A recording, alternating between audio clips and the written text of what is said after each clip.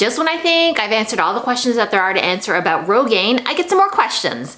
Hi everybody, my name is Helen. This is the Shrimpy McGee channel. Thanks so much for joining me here. And so yes, Rogaine is one of the things I often talk about here. The other thing being a celebrity hair reaction and also some Camila Cabello and Shawn Mendes stuff, which honestly I should just quit the hair stuff now because all everybody seems to care about is hashtag Shawn Mila content that I make. So if you're interested in that, go ahead and check those things out. But for those of you who've been my subscribers for a while, you'll know that hair is sort of what I concentrate on. And so I thought I would talk about Rogaine a bit. It's been a hot minute since I sort of got into it at all. So I'm just going to talk a little bit about some products that I've been using, what I've been liking, not about Rogaine, just about hair in general. For those of you who are sort of struggling with thinning hair or just like unmanageable hair and stuff like that, I've got some stuff to talk about that I've really been loving. And then also just answer some of these extra Rogaine questions that I've been getting. It's so funny. You think that you've covered it all and I've made a number of videos about it so far, but there's like just people always have more questions. It's so great. And the crazy thing is it never occurs to me until someone asks me the question. And when I get the question, I'm like, that's such a good question about Rogaine. That totally makes sense. So I'm here to answer those, and let's just get right into some of the hair stuff that I've been enjoying. And so the first thing I wanted to talk about is Kerastase shampoo. Okay. This shampoo is so bloody expensive, it's ridiculous. I don't know what's in here, if they put in gold flakes in here, or if it's a complete scam and it's just like the same shampoo that you can get in a drugstore. I don't know what it is, but I love this stuff and I've loved it for years now. This is my all-time favorite shampoo, Ban Satin 1 by Kerastase Nutritive. This is their Nutritive line. For normal to slightly dry hair. I wish I could quit this stuff. I wish I could find a dupe that worked as good as this, but I cannot. So that means I've got to look for sales. I've got to find it in less expensive places. When it is on sale, I try and stock up a little bit, and I use it so carefully. Listen, I just take just the amount I need to wash my hair and not any more, not a drop more. I don't let anybody in my house have this shampoo either. I hide it, okay? Or I just straight up tell them, don't use that shampoo, it's mine, because you know they're gonna be overpouring it in their hands and half of it's gonna be going in the drain. Now, do I feel ridiculous for spending the amount of money that I do, which is around 40 bucks for this? Ugh, it's shampoo. Yes, I do. I feel like a nutcase. But on the other hand, what's the alternative? Using a shampoo I can't stand? Because none of them are as good as this one. I love this one. I loved it when I had lots of thick, unmanageable hair that was a little bit on the drier side. And I love it now that my hair is quite dry and much thinner. It just gives me so much, it just makes my hair so manageable and it makes it lay so nicely. And so if you're interested in using this shampoo, not everybody wants to spend crazy money on this. And honestly, it's one of my few luxury purchases. I'm not super into like luxury makeup and luxury shampoo and stuff like that. I try and be kind of minimalistic and I try and be like not too crazy and buy things on sale and stuff like this. But this is sold at Sephora now, so when Sephora has sales, this qualifies for a sale. So that's one of the ways that I can get it for a little bit less money. If you want to try it, but you don't want to commit to this crazy price tag, I would suggest just getting a small sample size. They make a small one, and so that one's probably expensive for what it is too, but they make one that's about this big, and so you can give it a try if you just want to try it without the commitment of spending a small fortune. Let's be real, a small fortune on this. But I know that I'm going to use every last drop when I buy it, so yes, I'm overpaying for the shampoo, but I use it down to the very, very last drop, and I've never found one that comes even close. I wish I could. Let me tell you, I would love to find a $10 shampoo, an $8 shampoo, a $5 shampoo that can match it. I haven't yet. But another shampoo that I have been liking, and for those of you who follow my channel, you know because I have a giveaway going on right now, which is not going on for too much longer. So if you're watching this video as it first comes out, there's a few days left if you're in Canada to put your name forward in my contest for this Viviscal densifying shampoo. I also have the conditioner, which I don't have right here with me, but I do have it and I am using it. I've been really enjoying this to make my hair feel thicker and denser. It sort of, for me, it does what it says. I have mentioned in that other video that I did find it a bit drying, so when I do use it, I definitely moisturize basically as soon as I step out of the shower. Like I put extra moisturizer on my face and let that sink in. But I've been really liking this stuff, and it smells so nice. It actually smells like another Kerastase. Not this, it doesn't smell like this Kerastase product. I think it smells like Chronologiste. For those of you who've used that one, I think it comes in a sort of aqua color, or it comes with a gold lid. I can't remember. It's not this one, but it's another famous Kerastase shampoo. Because I've tried a few of them, ladies and gents, but this is my favorite. I always go back to this one. This shampoo is great too, and it's only here in Canada 20 bucks. And you know, you can get it for less than that if you seek out a sale. So there's that. Okay, so those are the shampoos I've been loving, and for me, you know, shampoo is something you just like, you would think you just wash your hair with it quickly and it just goes down the drain. It's not worth splurging on. This is one area where I slightly disagree. In general, for face cleansers and soaps and body washes, I don't tend to want to spend a lot of money on those, and I'm sure those of you out there hear this stuff don't want to overspend either. Who does? I'm not rich, so buying something like this is a splurge for me as well. But I've just never found anything to match it. I just wish I could quit it. I just love it so much though. I figure it's just one small luxury that now that I have hair, because I've gone through not having no hair and that sucked. Now that I have hair, I should just treat myself to a nice shampoo, and I can make that bottle last, people. Let me tell you, I will have that bottle for another, I've had it now maybe 3 months, and it's about halfway done. So I will have this for another 3 months, and I wash my hair frequently enough, but now that I don't have so much hair and it's pretty short-ish, it doesn't take much shampoo, so that's why I can really make it stretch. But even when I had longer hair, I was just careful how I used it, and I just really lathered up the hair really well. Anyhow, I'll stop going on and on about it. Okay, more Rogaine questions. This is great, people. Send them to me. I'm more than happy to answer them here.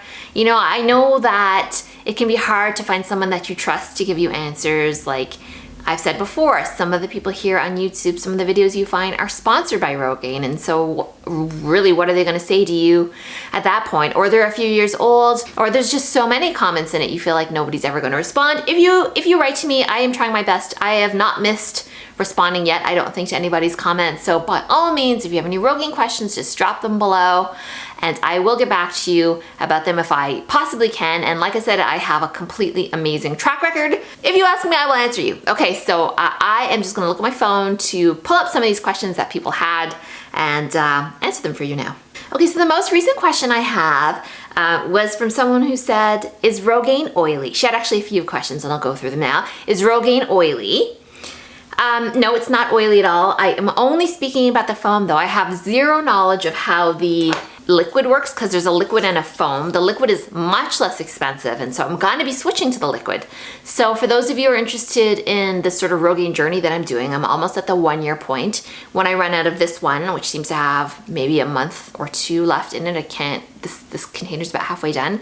When I run out of this, I'm going to be switching over to the liquid. So if you want to see what that's like, because that's going to be a lot more affordable, this stuff's expensive. When I switch over to the liquid, if you don't want to miss that, definitely subscribe and hit that notification bell so that you get the notifications of my latest videos. This is not oily at all when you put it on and if you rub it in right away. What I have noticed though is if you let it sink in for a while, which I tend to do, sometimes I'll just put my foam in and I will just let it sit on there for a tiny bit to kind of melt, especially now that my hair is getting thicker, right? I can just rub it, but then I'll just be rubbing it all over the hair that's here. And so now that my bald spot is pretty much covered up, I'm kind of just using maintenance doses, right? So I'm not using too much, but that means there's not a lot, and I don't want to rub it just onto the hair on the top. That's not going to do any good. I wanted to get it to the scalp. So I do let it melt a wee bit, and then I try and rub it in. And is it oily at that point? It's oilier than a mousse, right? It's oilier than like a hair mousse, the kind that you would use to style your hair, but it's not anything that I would describe as oily, and it does not dry oily at all. So I think that was kind of the question. It doesn't dry down or look oily at all once it dries down.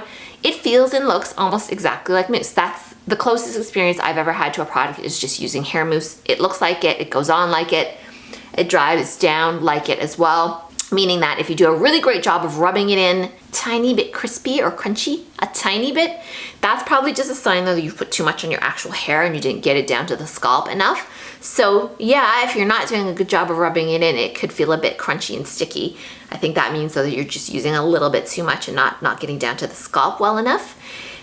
So yeah, so that's what that's like. So that answers that part of the question. Let's see what else there was. Can you go out after having applied it, or does it look odd? Okay, that's a great question. yeah, I 100% go out and after I apply it, I don't think it looks odd. I have black hair. It doesn't show in my hair. It doesn't look too oily. Like I said, it can look a bit kind of crunchy or crispy if I haven't rubbed it in really good or if I over applied it. You can go out right away. There's no reason, I mean, provided you've rubbed the mousse in your, it's just like using this kind of mousse. Like, could you go out after using this? Absolutely you could. You just want to make sure any white mousse droplets are not hanging out of your hair. It's exactly the same. I would say it's absolutely no different that I've noticed anyway. And do you wash it out every day? Another amazing question that I've never addressed. So thank you so much to the person who wrote me these questions on my original video about this, which was called Does Rogaine for Women Work? So I will link it up in case you haven't seen that video. You can go ahead and watch that for some of the basics and my pointers about putting it on and stuff like that.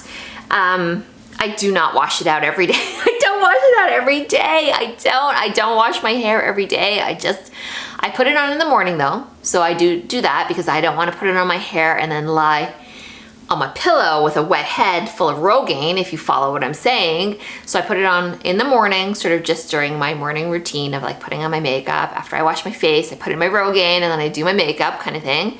And I wash my hands really well because I don't want to be getting Rogaine all over my hands or all over my face. But no, I don't wash it out at night. It's nice and dry. I would imagine it's penetrated into my scalp pretty well. At that point, I was a bit nervous when I started using Rogaine that maybe it would get onto my pillowcase and then rub on my face and like my face would grow extra hair. That hasn't happened yet. So far, so good. And it's been almost a year, so I think if I was gonna get excess facial hair, it would have happened by now. So far, no, it's been fine. I haven't seen any extra growth, although some people have reported like that is definitely a side effect, extra facial hair, but I don't feel like extra facial hair is the hardest thing to deal with. Like for me, that would be a fine trait. Like even if I were to grow like a mustache, right? Like within reason, right? Like if I were to grow a mustache, I would just use Nair or like, I don't know, shave it off or whatever I needed to bleach it, whatever I needed to do for me. That would be a trade-off to filling up this totally dreadful bald spot that was here before and all this thinning part. It was terrible looking.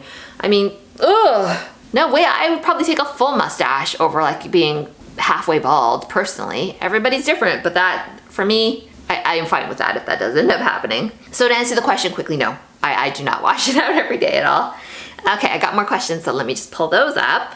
Okay, so another question that I got was, what other products did you use while using Rogaine, shampoo, conditioners, and did you drink any hair supplements? Okay, so I've never drank any hair supplements. I know that those exist. I know that there are actual like vitamins and supplements you can take. As we know, the YouTuber Tati has her Halo products, which I think are mostly hair supplements, but just basic like multivitamins in general. So that exists.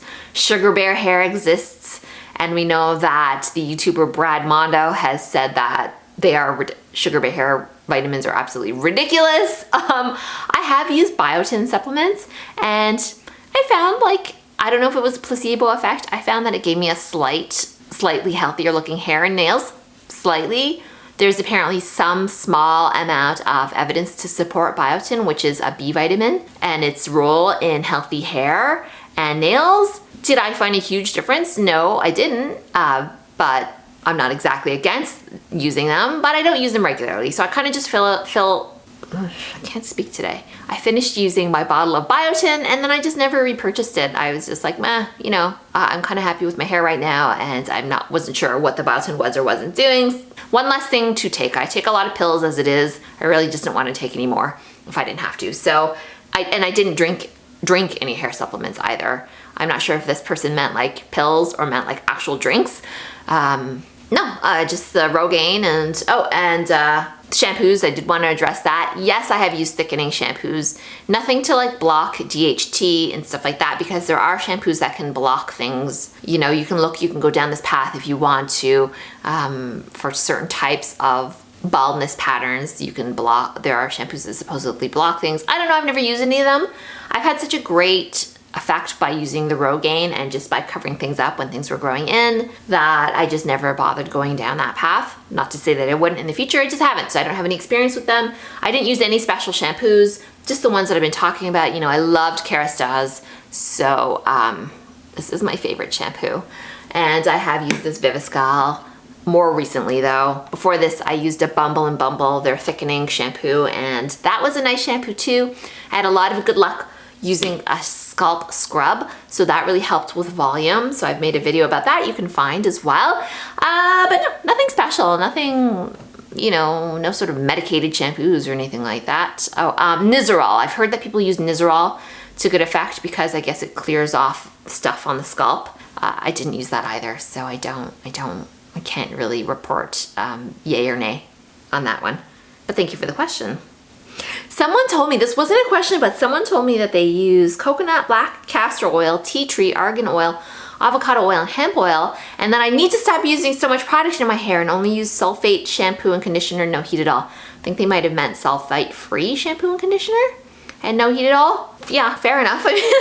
Maybe I do use too much product, but yeah, I've used next to no product other than the Rogaine as well. I actually don't put a lot of styling product in my hair. I mostly just use Rogaine and these shampoos. I don't really need Topic too much anymore. I don't use too much volumizer stuff. You know, I'm just really happy with where my hair is right now, so I've been able to really slim down what I'm using, and I haven't needed to repurchase Topic or anything to thicken up hair in terms of like volumizing powders and stuff like that. And even hairspray, I don't really use much hairspray either. So no heat at all. I do like using heat on my hair sometimes, not all the time. It's summer now, my hair is drying quickly. It's got some good volume on its own, but yeah, I mean, I will use a straightening iron, I will use a curling iron now and again, and that's just me.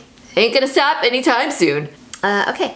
How long before you saw results? I started using it for about 3 weeks now, and I'm just curious as to how long before I see results. Okay, 3 weeks. Think about like hair growth patterns. 3 weeks is not long enough. You won't grow hair in 3 weeks that you can see when you start using Rogaine. I mean, maybe just a tiny, tiny bit of hair, but it's so weird. Like, if you grew your armpit hair, I feel like you would see it totally within 3 weeks. You might have a complete regrowth at that point, but with head hair and Rogaine, need to be patient. Whatever it says on the documentation, and I think it says a couple months, that's how long it takes.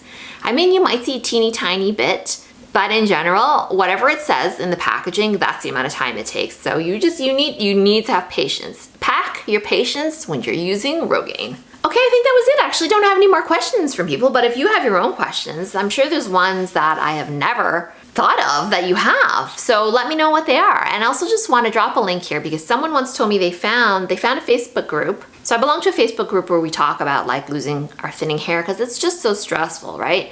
So I'll drop a link to that Facebook group if you want to join. I think it's a closed group, so you have to apply to join, but I'll drop a link to that in case any of you find that a useful place to go for asking other people questions. You know, I'm not the be-all and end-all expert of all different types of hair loss. I just can only speak about my experience with Rogaine, which has been completely positive one so far with really great results. But not everybody's had those same results, right? They can run the gamut. To people saying that it worked great for them, to people saying they found it itchy and it bothered their scalp and it didn't do a thing for them. So there's a whole spectrum of people's experiences on Rogaine. This is mine. And so there are a lot more on that Facebook group. If you want to join it, I'm going to drop a link below in the description and link up some of the videos that I've been talking about in case you want to see those. But I just want to say thank you, everybody. I just appreciate everybody so much here on this channel. You know, I reached my summer goal of getting to 100 subscribers. I've pushed back beyond that now, and we're just continuing to grow here, and it makes me so happy that I can help you. And once again, if you have any questions, leave them below, and I do hope you will consider giving this video a like and subscribing. That way I know you like it and I can make more of it. Okay, have a great day. Bye.